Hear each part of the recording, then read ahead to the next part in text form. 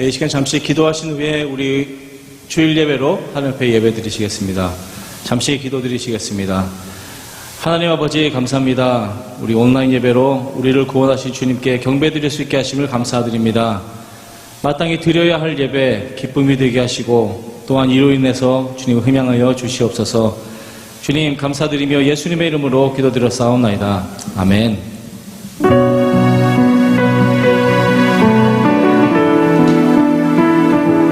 우리 모두가 예배의 자리로 들어가기 원합니다. 다 같이 찬양하십니다. 들어오라 지성소로 오라. 들어오라 지성소로 오라. 어린 양의 보혈로서 찬양하며 주님 앞에 나와 보좌 앞에 경배하세. 들어오라 지성소로 들어오라 지성소로 오라. 어린 양의 보혈로서 찬양하며 주님 앞에 나와 보좌 앞에 경배하세. 왕의 왕 주께 거룩한 손 들고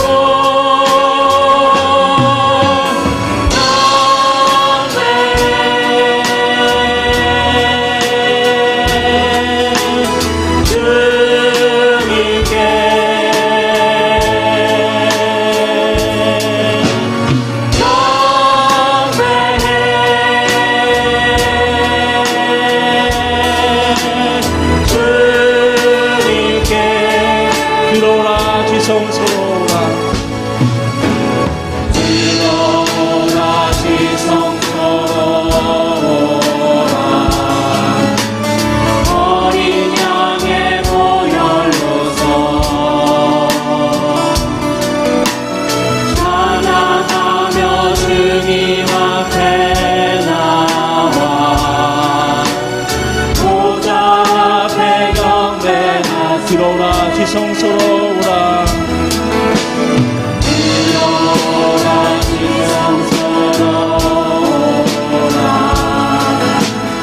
어린 양의 보혈로서 찬양하며 주님 앞에 나와 보좌 앞에 경배하세. 왕의 왕 주께 왕의 왕 주께 거룩한 손 들고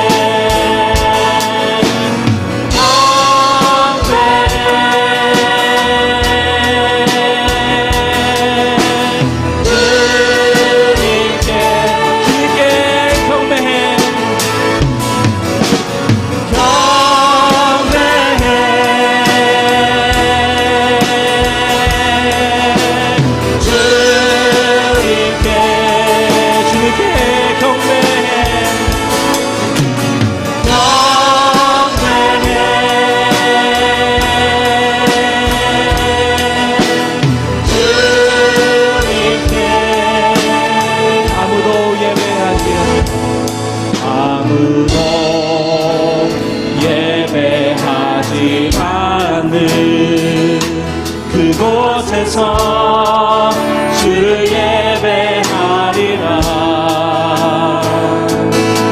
아무도 찬양하지 않는 그곳에서 나 주를 찬양하. 누구도 헌신하지 않는 누구도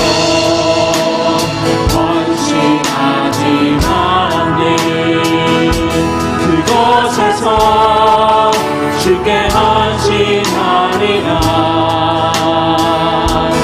누구도 증거하지 않았네.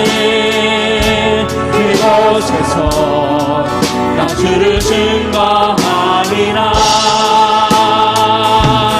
내가 받는 모든 것 주를 예배하게 하소서. 주의 보혈로 덮어지게 하소서. 내가 선이고 주의 거룩한 곳 되게 하소서. 주의 향기로 물들이소서. 아무도 예배하지 않는 아무도 예배하지 않는 그곳에서 주를 예배하리라. 아무도 찬양하지 않는 그곳에서 나 주를 찬양하리. 누구도 헌신하지 않는 누구도 헌신하지 않는 그곳에서 주께 헌신하리라. 누구도 증거하지 않는 그곳에서 나 주를 증거하리라. 내가 받는 모든 땅 내가 받는 모든 땅 주를 예배하게 하소서. 주의 보혈로 덮어지게 하소서. 내가 선이고 주의 거룩한 곳 되게 하소서. 주의 향기로 그늘이 내가 받는 모든 땅 내가 받는 모든 땅 주를 예배하게 하소서. 주의 보혈로 덮어지게 하소서. 내가 선이고 주의 거룩한 곳 되게 하소서. 주의 향기로 물들이소서.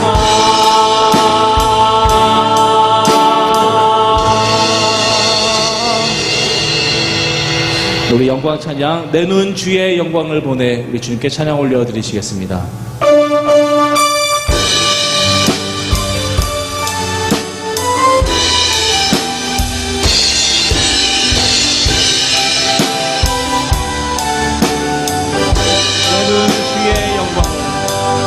내 눈 주의 영광을 보내 우리 가운데 계신 주님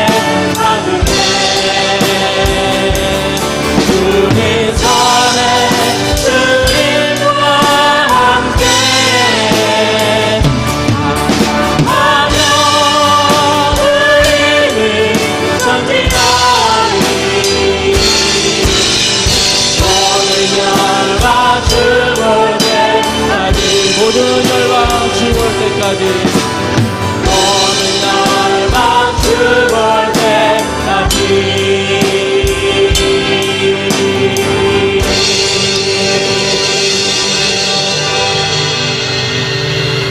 하나님 아버지, 온 마음과 정성을 다해서 우리 주 아버지를 사랑합니다. 저희가 무엇이건데 우리 주님께서 저희를 사랑하시며 근원의 계획의 초점을 저희에게 맞추시는지 그 은혜를 생각할 때마다 감사의 찬양을 올려드립니다. 주님께서 다시 오셔서 우리를 맞이할 것을 믿사오니 오늘도 변절되지 않는 믿음으로 굳게 서기를 원합니다. 세계의 주권자는 우리 주 하나님이신 것을 믿사오니 사람의 머리 위에 주님의 계획하시고 운행하심을 깨닫게 하시고 또한 말씀의 반석 위에 우리의 삶이 세워지도록 주님 인도하여 주시옵소서. 세상의 지혜보다도 하나님의 말씀을 더 사랑하게 하시고 그것을 통해서 우리의 삶이 운행되는 나침판이 되게 하여 주시옵소서. 또 주님의 이름을 높여드리며 감사드리며 예수님의 이름으로 기도드렸사옵나이다. 아멘.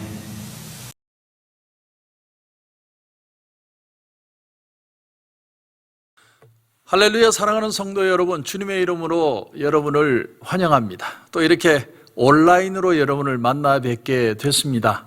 지난 주간에 조금 급작스럽게 교회를 또 클로즈하게 됐습니다. 우리 성도님들에게 죄송한 마음을 좀 전해드리고, 우리 교육부에서 이제 확진자가 한 명이 나와서 이렇게 2주간 교회를 닫습니다. 하지만 이제 5월 23일에 다시 재오픈할 때는 조금 다른 방침을 가지고 교회를 시작하려고 합니다. 우리가 알게 모르게 확진자가 되기도 하죠. 그러나 이제 모두가 다 어쩔 수 없는 상황들이니까 여러분들이 좀 이해해 주시고 또 좀 넓은 마음으로 기다려 주시면 5월 23일에는 아주 좋은 모습으로 다시 오픈할 수 있을 것 같습니다. 그동안에 우리가 온라인으로 새벽 기도도 잠시 중단이 되었지만 다시 시작을 했고 또 모든 게 다시 온라인으로 되고 있습니다. 성도님들 특별히 기도해 주시고 잘 해결될 수 있도록 여러분이 함께 해 주시면 감사하겠습니다. 네, 광고는 이상입니다.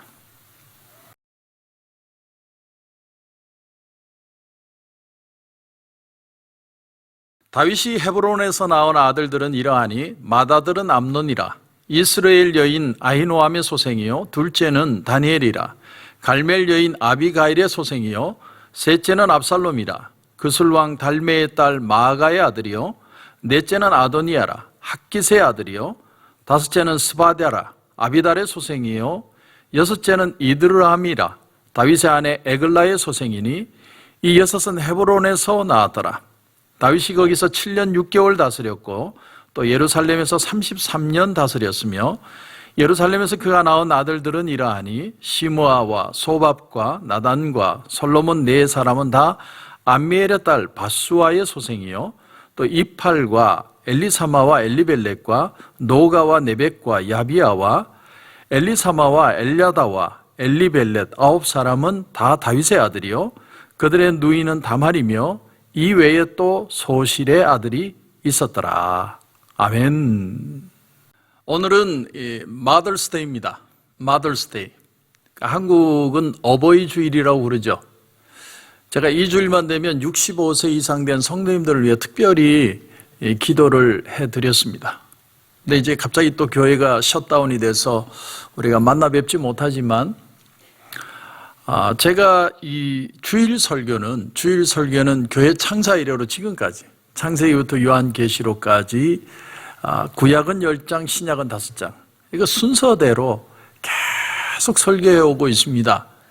벌써 5번째 지나고 6번째에 들어서는데 그러면서 제가 한 가지 가졌던 철칙이 뭐냐면 한 번 했던 본문은 다시 설교하지 않겠다. 그러다 보니까 10년 세월 이상을 설교를 하면서 안 한 본문만 찾다 보니까 오늘 본문이 걸렸어요. 오늘 본문 역대상 3장. 오늘 이 본문을 딱 읽는데 정말로 기가 막히고 코가 막히더라고요. 이 본문을 도대체 어떻게 설교를 해야 하나. 하지만 내가 했던 본문은 안 하고 안 했던 본문만 찾아 설교를 하겠다고 했으니 물론 제가 하나 알게 된 건 있습니다. 그것은 뭐냐면 다윗의 아들들의 이름은 죄다 나오고 있다는 거예요. 그러니까 모든 다윗의 아들의 이름은 다 나오는 겁니다. 오늘 여러분 1절부터 한번 보시면 다윗이 헤브론에서 낳은 아들들은 이러하니 맏아들은 암논이라 이스라엘 여인 아히노암의 소생이요 둘째는 다니엘이라 갈멜 여인 아비가일의 소생이요 셋째는 압살롬이라 그슬왕 달메의 딸 마가의 아들이요 넷째는 아도니아라 학깃의 아들이에요. 자, 여기서 보면 우리가 특이한 것이 모르는 이름이 하나가 나옵니다. 다니엘. 둘째는 다니엘이라 갈멜 여인 아비가일의 소생이요. 이 다니엘은 우리가 알고 있는 그 다니엘이 아니고 다윗의 아들 다니엘입니다. 근데 우리가 이 이름을 처음 보는 이유가 뭐냐면 그 아들이 일찍 죽었다는 얘기죠. 우리 부모님 세대에 그 보릿고개라는 게 있지 않습니까? 그때는 아이를 많이 낳아도 그 중에 반은 죽고 살아있는 아들이 살아서 세상을 영위하는 그런 일들이 얼마나 많았습니까? 여기 다니엘도 그런 아이 중에 하나였다는 것이죠. 혹시 머리 좋은 분들은 그러면 이 아들이 그 다니엘과 밧세바 사이에서 태어난 아이는 아니었을까? 죽은 아이는 아니었을까? 그런데 그건 아닌 것 같고 여러분 5절을 보시면 5절에 예루살렘에서 그가 낳은 아들들은 이러하니 시므아와 소밥과 나단과 솔로몬 네 사람은 다 암미엘의 딸 밧수아의 소생이요. 여기 밧수아가 바로 밧세바입니다. 근데 다윗이 밧세바와 동침한 후에 솔로몬 전에 죽은 아들 중에 하나일 수는 있겠죠. 이 셋 중에. 그런데 6절부터 보면 또 이팔과 엘리사마와 엘리벨렉과 노가와 네벡과 야비아와 엘리사마와 엘라다와 엘리벨렛 9사람은 자, 여기에 특징이 하나가 있는데 그게 뭐냐면 엘리사마와 엘리벨렛이라는 이름이 2번 반복되고 있다는 거예요. 그 무슨 말을 하느냐면 엘리사마와 엘리벨렛은 일찍 죽었고 그리고 그 낳은 다른 자식들에게 그 이름을 다시 사용을 했다는 뜻이에요. 그러니까 죽은 아이가 벌써 몇 명이에요? 3명이죠. 거기다가 솔로몬 전에 죽은 아들까지 치면 적어도 4명이 죽은 겁니다. 그런데 여기서 제가 드리고 싶은 건 이 아들들의 이름이에요. 이름. 자, 이름을 짓는데 그 이름을 다 여호와의 성호와 연관된 이름을 지었다는 거예요.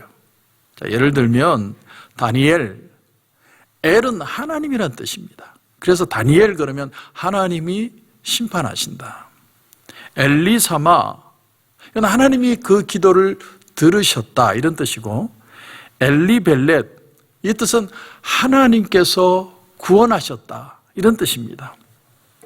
뭘 보여주고 있냐면 다윗은 철저하게 하나님 중심의 사람이었다는 겁니다. 이걸 지금 다윗의 아들들의 이름을 통해서 보여주고 있는 거죠.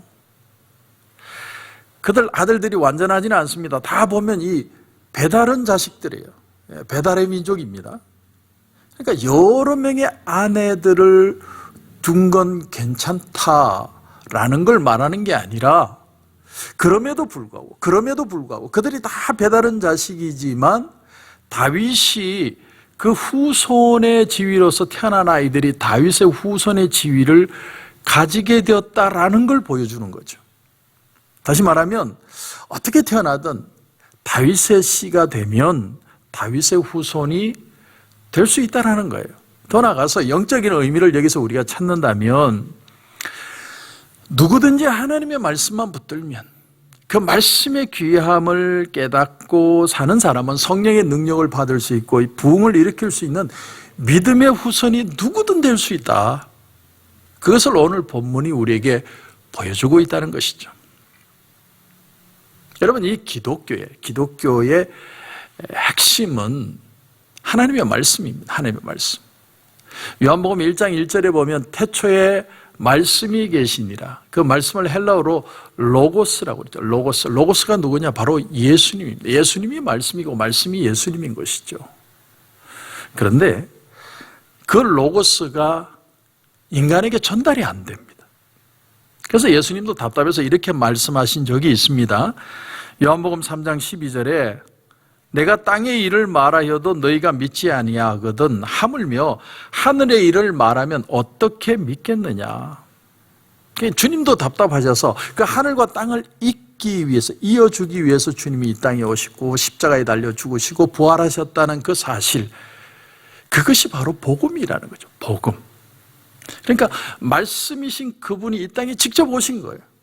그리고 하늘을 소개하는 얘기, 그게 바로 비유고 이야기고 메타포인 것이죠. 자, 탕자가 집을 떠난 얘기. 그런가 하면 99마리의 양을 두고 한 마리의 잃어버린 양을 찾아가는 얘기, 잃어버린 드라크마를 찾는 얘기, 다 뭘 얘기하느냐면 하나님의 나라가 있고 그 하나님 나라의 잃어버린 영혼들, 그 관점에서 사람을 바라보고 그 영혼을 사랑하는 그 하나님의 마음을 소개하는 것이 바로 성경의 얘기라는 겁니다. 이 일을 이루기 위해서 주님이 이 땅에 오셨고 주님 말씀으로 다시 born again 하는 삶, 다시 거듭나는 삶이 그게 바로 신앙의 삶이라는 거죠. 자, 역대기는 우리 관점에서는 참 이해하기 어려운 책입니다. 왜냐하면 이 책은 거의가 참 우리가 보기에는 쓸데없는 사람들의 이름들로 가득 차 있거든요. 역대 1, 2, 3장을 보면 읽기 싫습니다. 이스라엘 족보예요, 그냥. 그리고 모든 이스라엘 족보가 다 있는 것도 아니고 어떤 건 있고 어떤 건 없어요. 자세히 보면 같은 이스라엘 지파인데 그중에 특별히 유다 지파, 베냐민 지파, 레위 지파에 집중하는 걸 봅니다. 이건 주로 바벨론 포로에서 돌아온 사람들을 중심으로 적었다는 얘기거든요. 역대기는 이스라엘 백성들이 바벨론의 포로로 잡혀간 후에 아직 유다 왕국이나 이스라엘 왕국이 다시 회복되지 않은 어떤 시점에서 기록된 책입니다. 유다가 바벨론에 멸망을 했을 때 살아남은 유다 백성들은 다 바벨론의 포로로 잡혀가죠. 그래서 다들 끌려가고 거기서 성전은 불타고 그리고 뿔뿔이 다 전 세계로 흩어지게 됩니다. 그걸 디아스포라라고 그러죠. 마치 우리가 코로나 팬데믹으로 우리 모든 성도들이 이제는 뭐 집에서 각자 자기 신앙을 지켜야 되는 시간을 지나왔던 것처럼 그런 시간 속에서 내가 내 신앙을 지켜야 되고 이제 내가 하나님 앞에서 내 신앙을 정립해야 되는, 그래서 일전에 한번 우리가 모였을 때는 교회에서 찬양도 하지 마라, 그냥 마스크 쓰고 멍청하게 예배만 드린 적도 있습니다. 그런 답답한 시간들을 지나가는 이런 모든 스토리가 사실은 이 역대기에 나오는 얘기들과 연결되고 있다는 거죠. 그런데 이때 유다 백성들에게 일어난 가장 심각했던 문제가 뭐냐면 바로 이 정체성, 아이덴티티의 상실이었습니다. 내가 하나님을 믿는데 하나님을 믿는 백성으로서의 의미와 가치를 잃어버린 거예요. 그게 흔들려버린 겁니다. 우리가 코로나 팬데믹 상황에서 가장 심각한 문제가 뭐냐면 교회를 떠나보니까 내 신앙의 정체성이 흔들려버리는 거예요. 내가 왜 살고 왜 있고 무엇을 향해 가는지 하나님 앞에서 나를 정립하는 그 신앙 자체가 흔들려버리는 것이죠. 하지만 이렇게 포로된 가운데도 그래도 그 속에서 하나님의 말씀을 붙들고 다시 한번 우리가 하나님의 말씀 안에서 영적인 부흥을 일으켜야 된다고 생각하는 사람들이 있었던 겁니다. 이들은 우리가 이렇게 정신줄 놓고 그냥 마냥 이렇게 흐트러져 사는 게 아니라 다시 영적인 부흥을 일으켜야 된다. 하나님 말씀을 중심으로 다시 일어나야 된다. 그렇게 해서 적힌 게 역대기라는 거죠. 그래서 그런 의미에서 역대기라는 이 책은 단순한 이스라엘의 역사를 기록한 책이 아니라 하나님의 백성으로서 이스라엘, 유다 백성들이 다시 일어날 수 있는 영적 매뉴얼 같은 책입니다. 역대기서는 그래서 제사장적인 마인드를 가지고 적힌 책입니다. 다시 말하면 목회자 마인드로 적힌 글이라는 거죠. 앞에 나오는 사무엘상하나 열왕기상하는 선지자적인 관점에서 적힌 글입니다. 그러니까 이스라엘이라는 이 한 나라에 대해서 선지자적인 관점에서 어떻게 평가하고 있는가, 그것이 앞에 책이라면 역대기는 제사장적인 입장에서 적은 글입니다. 그러니까 목사의 마인드로 적은 거예요. 그래서 글을 자세히 보시면 다윗의 시대를 설명을 하는데 레위인들의 성전 봉사, 레위인들의 족보, 그에 대해서 자세하게 설명하고, 그런가 하면 솔로몬의 성전에 대해서는 지나칠 정도로 디테일하게 표현을 하고 있습니다. 왜냐하면 이 목회자 마인드로 적혔다는 거죠. 그래서 탈무드에 보면 이 역대기서를 쓴 기자는 바로 에스라였을 것이다. 에스라가 누굽니까? 제사장 학파에 속한 계통의 학사죠. 제사장 계통의 학사. 역대기가 기록될 무렵은 이제 유다 백성들이 포로에서 이제 해방돼서 돌아와서 아직까지는 유다라는 나라가 다시 정립이 되지 않은 바로 그때입니다. 그때 우리가 다시 하나님의 말씀을 중심으로 우리의 영적인 부흥을 다시 일으켜야 되겠다. 무너진 우리의 신앙을 다시 일으켜 세워야 되겠다는 입장에서 역대기가 적혔다는 거죠. 그러니까 우리의 시기와 딱 필요한 말씀이 역대기 말씀이라는 겁니다. 여러분, 오늘 우리가 살고 있는 이 시대는 믿는 사람과 믿지 않는 사람이 다 뒤섞여 삽니다. 근데 믿는 사람조차도 이 세상에서 우리가 잘 살려면 어떻게 해야 되느냐? 세상의 방식을 따라가야만 살 수 있다, 잘 살 수 있다고 생각하는 것이죠. 하지만 성경이 말하는 한 가지 중요한 핵심이 뭐냐면 우리가 살 수 있는 길은요, 영적인 부흥을 일으키는 것이고, 영적인 부흥은 일으키는 유일한 길이 뭐냐면 성경의 말씀으로 다시 돌아오는 것이다라는 거예요. 그게 우리 신앙의 핵심이라는 거예요. 이게 해결이 안 되면 모든 게 다 흐트러진다는 겁니다. 그러므로 목사는 뭘 하는 사람이냐?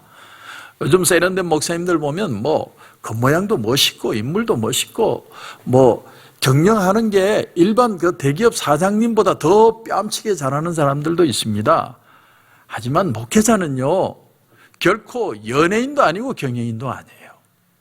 목회자는 하나님의 말씀을 맡은 사람이고 성령의 부흥을 일으킬 지도자라는 것이죠.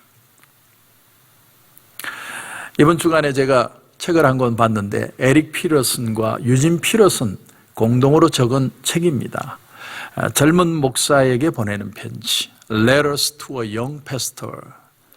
여러분, 유진 피더슨 목사님은 너무 잘 알죠? 메시지라는 성경을 적은 사람입니다. 그리고 굉장히 영성 목회자죠.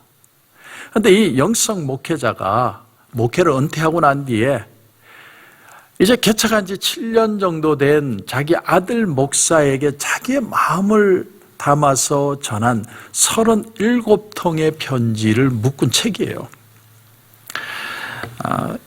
이때의 배경이 2003년이니까 한참 미국이 번영의 어떤 그런 신화, 그 개념으로 교회들이 성당에 가던 시기에 적은 글입니다. 그런데 특별히 어버이 주일을 맞이해서 제가 이 책을 보게 됐는데 아버지 목사가 아들 목사에게, 패스터에게 정말 진심으로 내가 은퇴하고 난 뒤에 정말 내 속에 있는 진짜 마음을 한번 소개하고 싶다, 그렇게 적은 책입니다. 근데 저는 이 책을 보면서 더 도전이 됐던 게 뭐냐면 책 표지에 뒤쪽에 보니까 그 유진 피러슨 목사님을 간략하게 소개를 하는데 그게 보니까 이분이 2018년 10월 22일 85세의 나이로 이 세상을 떠나시는데 그 마지막 남겼던 말을 표현을 했어요. 그 말이 뭐냐면 Let's go. Let's go. 자, 이제 가자. 마치 나그네 생활을 마치고 고향을 향해 가는 사람처럼 그렇게 표현을 했다는 거예요. 참 그게 눈에 탁 제가 꽂혔습니다. 자, 오늘 제가 이 책을 보면서 제일 먼저 제 눈에 띄었던 게 뭐냐면 목사의 리더십. 목회자의 리더십이라는 건 무슨 학교나 기업이나 회사에 가지고 있는 그런 리더십하고는 본질적으로 틀리다는 거예요. 한마디로 목회자의 리더십은 리더가 아니고 팔로워 리더십이라는 겁니다. 주님이 우리를 부르실 때 너는 내 양을 먹이라, 내 양을 치라고 부르신 게 아니라 너는 나를 따라라라고 부르셨다는 거예요. 그러니까 지금 내가 뭔가를 해야 되고, 예를 들면 지금 2주 동안 우리 교회가 또 이렇게 문을 닫았는데, 그러면 앞으로는 어떻게 할 것인가? 어떤 계획을 가질 것인가? 앞으로 이후의 해, 어떤 식으로 접근을 하고 발전시켜 나갈 것인가? 그런 걸 하는 게 목회가 하는 게 아니고, 그건 세상적인 리더십이라는 거예요. 그건 정말 리더가 되는 얘기를 하는 얘기라는 것이죠. 하지만 성장과 성숙은 틀리다라는 겁니다. 세상의 리더십은 본인이 주체가 돼가지고 내가 어떻게 하면 이걸 더 발전시키고 잘할까를 생각하는 것이라면, 우리 목회자의 리더십은 철저하게 팔로우라는 거예요. 팔로우. 그래서 지금 2주 동안 교회를 닫는데 우리는 이렇게 기도하는 겁니다. 하나님, 이런 어떤 일이 일어났는데 하나님 뜻은 무엇입니까? 이 속에서 우리가 하나님이 우리에게 드러내시고자 하는 하나님의 마음, 또 우리가 따라야 될 가치, 그 의미를 발견하는 시간이 되게 해주시옵소서. 이게 팔로우. 목회자는 그가 하는 사람이라는 겁니다. 내가 가는 길을 몰라요. 가끔 성도님들이 저에게 그렇게 질문하는 분이 있습니다. 목사님이 어떤 아이디어와 계획을 가지고 앞으로 어떤 아젠다를 가지고 진행해 갈 것입니까? 나도 몰라요. 나도 모릅니다. 근데 한 가지 여러분에게 자신할 수 있는 건, 나는 예수님을 의지하고 예수님을 믿고 나가면 그분이 내 인생도 우리 교회도 가장 베스트로 인도할 것이다. 난 그건 믿어요. 여러분, 제 말을 이해하시겠습니까? 16세기 수도사였던 도로테우스라는 분이 초연함이라는 단어를 정의를 했습니다. 여러분 한번 들어보십시오. 특정한 일들이 일어나기를 바라는 마음에서 자유로운 상태이며 하나님을 변함없이 신뢰하여 벌어지는 일이 원하던 바로 그 일이 되고 모든 것과 평화를 누리는 상태다. 자, 무슨 말이냐면, 우리가 초연한다는 것, 세상을 초연해서 정말 신앙다운 신앙인으로 산다는 건 무슨 말이냐면, 우리가 어떤 일이 발생했을 때 막 그게 호들갑 떠는 게 아니라, 이 일어나는 일도 당연히 내게 일어나는 일인 것처럼 받아들일 수 있는 자세. 왜냐하면 하나님이 우연히 일으킨 일은 없다는 거죠. 그래서 이건 당연히 내게 일어날 일인 것처럼 받아들일 수 있는 자세가 믿음이고, 그렇게 살아갈 수 있을 때 그게 초연함이라. 그리고 그 속에 정말 하나님이 주시는 가치를 깨닫는 것이죠.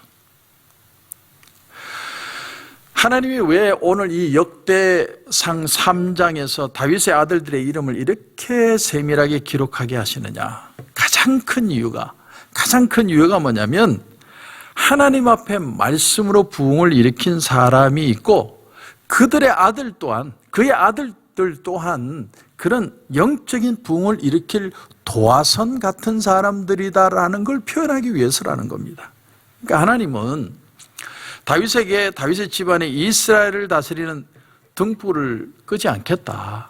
그러니까 후손들이 계속 이어지게 하시겠다고 말씀을 하시죠.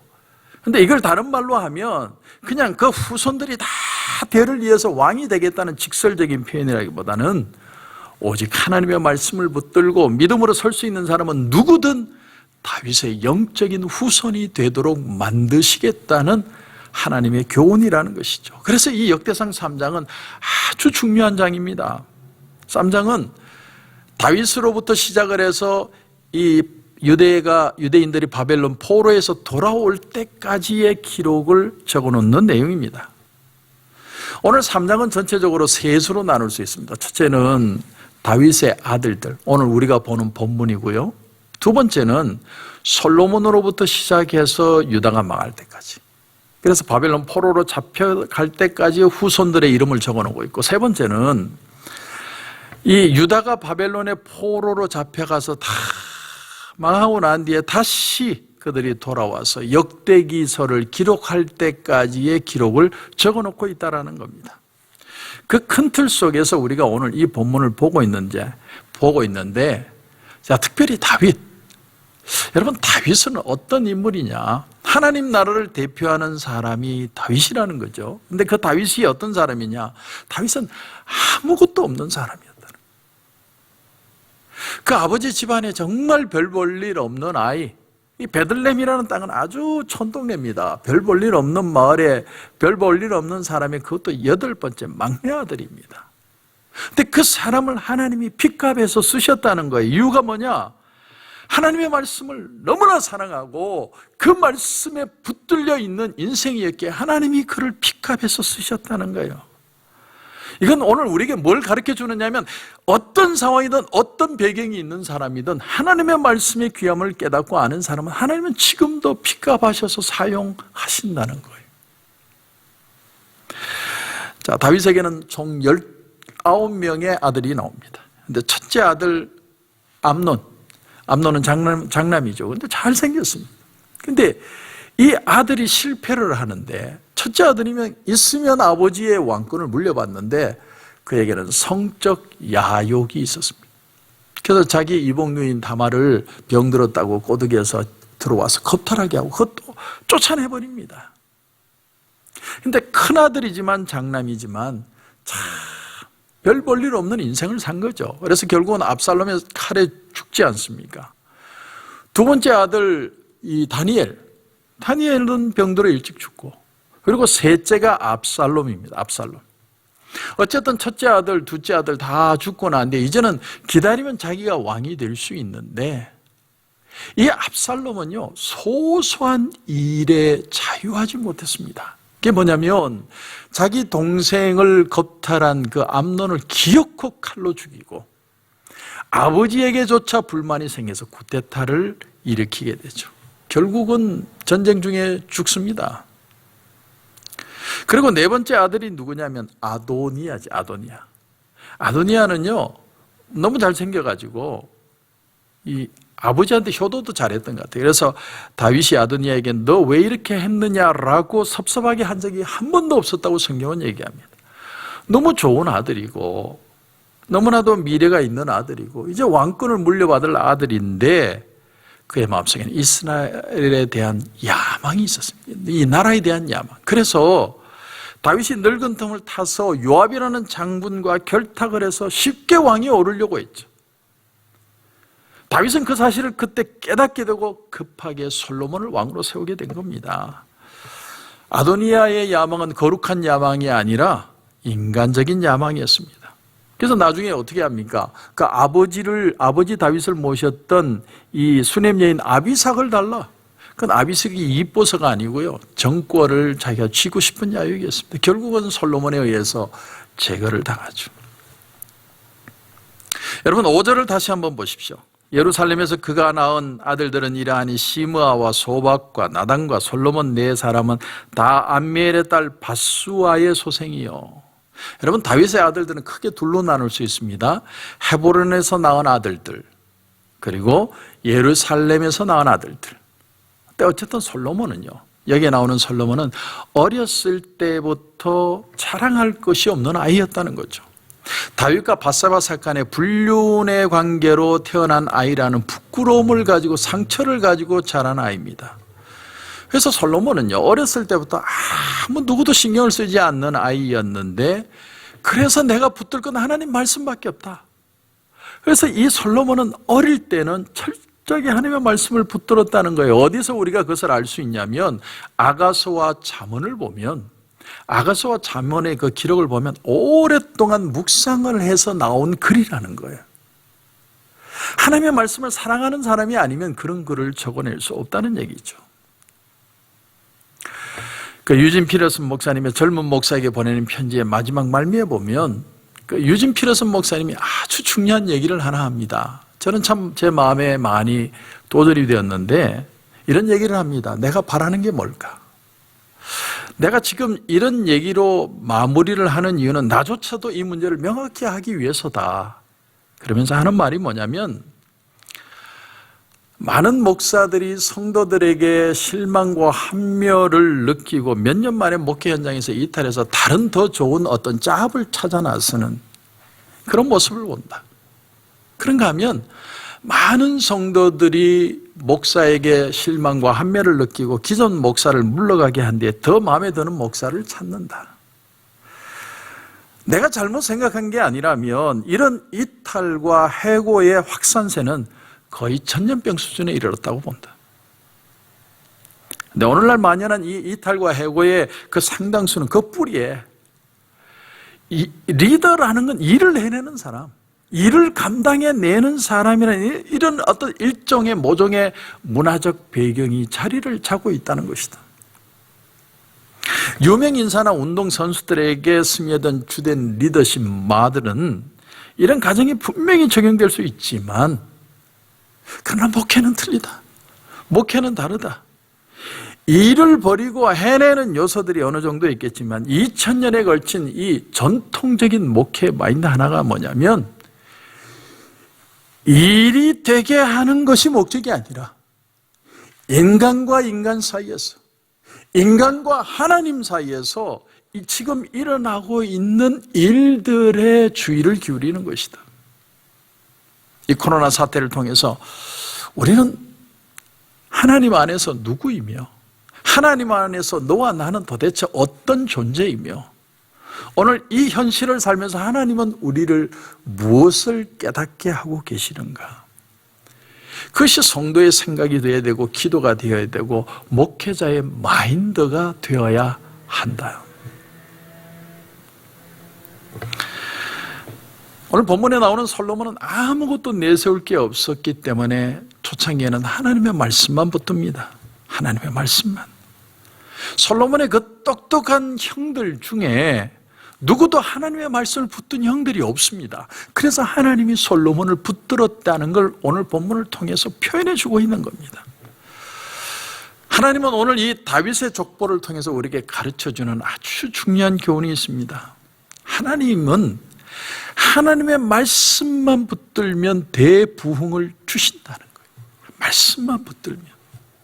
오늘 어버이 주일을 맞이하여서 제가 여러분에게 드리고 싶은 도전이 바로 이것입니다.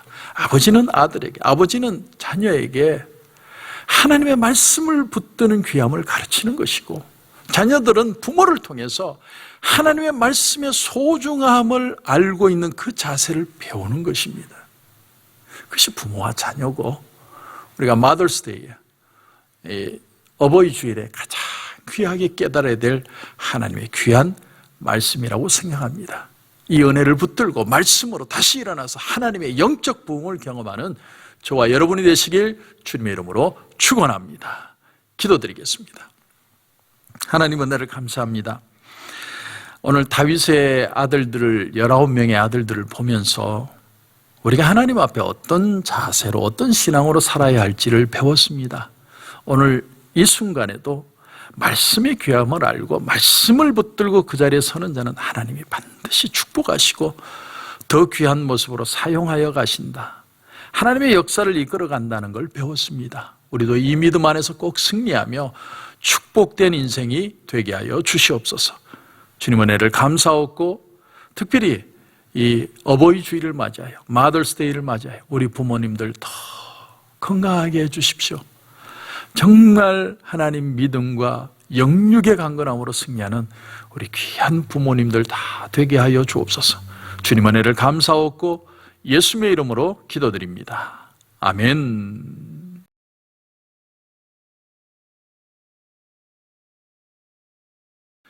여러분, 아픈 부위에 손을 얹어 주시기 바랍니다. 문제가 있는 분들은 가슴 위에 손을 얹어 주시기 바랍니다. 기도드리겠습니다. 하나님, 은혜를 고맙고 감사합니다. 오늘 이렇게 주일을 맞아 하나님 앞에 예배드리게 해주심을 감사합니다. 우리 사랑하는 성도들, 또 이렇게 한 번도 문을 닫지만, 그러나 하나님 우리 마음 아시죠? 우리는 하나님을 예배하고 싶습니다. 하나님의 말씀의 귀함을 깨닫습니다. 그 믿음 앞에 다시 섭니다. 하나님, 우리를 다시 붙들어 일으켜 세워 주옵소서. 사랑하는 성도들, 아픈 부위에 손을 얹었습니다. 머리끝에서 발끝까지 뼈마디 하나, 세포 하나, 또 문제를 끌어안고 고통스러워하는 성도들, 가슴에 손을 얹고 기도받는 성도들, 오늘 주님 역사하는 놀라운 은혜를 경험하게 하여 주시옵소서. 나사렛 예수 그리스도 이름으로 명하노니 우리 성도들 묶고 있는 아픔의 세력, 어둠의 세력들은 묶음을 놓고 떠나갈지어다. 주님의 이름으로 선포합니다. 주님이 치유하시고 새롭게 하시고 새 힘을 주신 줄 믿습니다. 어떤 상황에도 믿음으로 받는 그 기도의 기적을 경험하게 하시고 다시 한번 믿음으로 승리하는 우리 모든 성도들 되게 하여 주옵소서. 특별히 우리 어버이 주일을 맞이하여 우리 아버님 어머님 다 건강하게 하여 주시옵소서. 주님 은혜를 감사하고 예수님의 이름으로 기도드립니다. 아멘.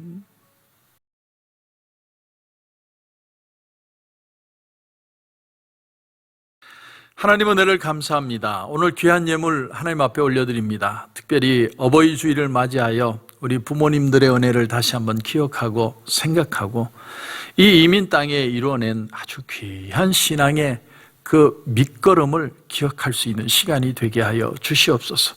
오늘도 하나님 앞에 귀한 예물 드립니다. 11조로 감사로 선교로 구제로 건축으로 비전으로 주일원금으로 일일이 구별한 하나님 앞에 올려드립니다. 하나님 기뻐 받아주시고 흔들어 넘치도록 우리 성도들에게 채워주시옵소서. 세상은 나날이 변해가고 있고 여러 가지 사건을 듣지만 그 사건 때문에 우리의 아이덴티티가 흔들리는 게 아니라 하나님의 말씀을 붙들고 하나님과 관계 안에서 다시 한번 나의 모습을 보고 승리할 수 있는 우리 성도들 다 되게 하셔서 어떤 곳에 있던 하나님의 축복의 통로가 되게 하시고 세상에 그리스도의 향기가 되는 우리 성도들 다 되게 하여 주옵소서. 하나님 축복해 주실 줄 믿습니다. 더 귀하게 사용할 줄 믿습니다. 그런 은혜를 허락하여 주시옵소서. 주님 은혜를 감사하고 예수님의 이름으로 기도드립니다. 아멘. 이제는 우리 주 예수 그리스도의 은혜와 우리 하나님 아버지의 무한하신 사랑과 성령님의 감화, 감동, 위로, 충만, 교통하시는 역사가 이제는 하나님의 말씀의 귀함을 깨닫고 그 말씀을 중심으로 다시 부흥을 경험하기를 소원하는 여기에 고개 숙인 우리 성도들과 가정과 직장과 사업터 위에 이제로부터 영원토록 함께 하시기를 간절히 축원하옵나이다. 아멘. 당신을 기뻐하는 하나님, 당신을 축복하는 하나님, 당신의 웃는 얼굴 속에서 하나님의 웃음 보이네. 당신의 길을 아는 하나님, 당신의 마음을 아는 하나님, 당신이 행복할 수 있도록 하나님 돌보시네. 하나님 신실하시고 그 많은 사랑 당신에게 주길 원하네. 그 하나님 하늘에 쌓은 새로운 소망을 당신에게 준다네.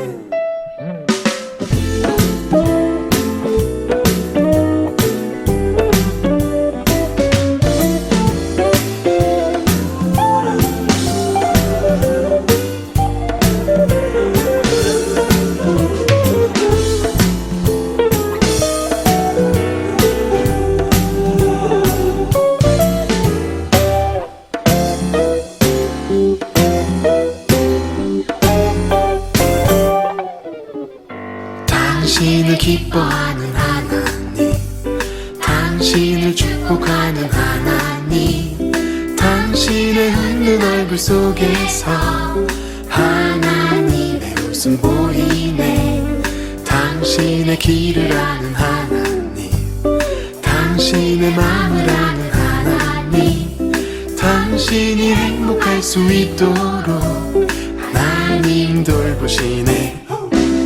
하나님 신실하시고 그 많은 사랑 당신에게 주길 원하네. 그 하나님 하늘에 쌓인 새로운 소망을 당신에게 준다네. 그 하나님 신실하시고 그 많은 사랑 당신에게 주길 원하네. 그 하나님 하늘에 쌓인 새로운 소망을 당신에게 준다네. 하늘의 축복을 그대 마음에, 하늘의 축복을 그대 삶 속에